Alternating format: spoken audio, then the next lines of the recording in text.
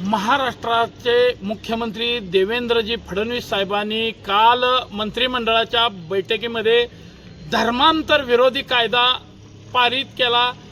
याचा पहिलाच विजय आज सोलापूर जिल्ह्यामध्ये मिळालेला आहे। कुर्डुवाडी या गावात लव जिहादचा एक गंभीर प्रकार घडलेला होता। त्या मुलीला फूस लावून या जिहादी प्रवृत्तीच्या लोकांनी पळवून नेलेलं होतं।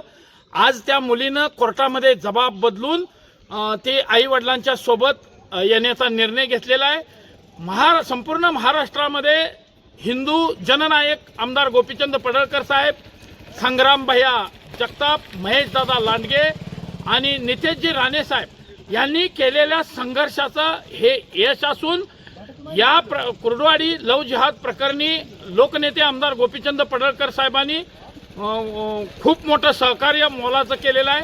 तसेच या कुर्डुवाडी व सोलापूर जिल्ह्यातील सर्व हिंदू संघटनांच्या सर्व बांधवांनी, धनगर समाजातील चळवळीतील सर्व बांधवांनी या प्रकरणामध्ये मोठी ताकद उभा केली आणि आज ही आमची भगिनी आमच्या हिंदू भावांच्या घरी आई वडिलांच्याकडे आलेली आहे।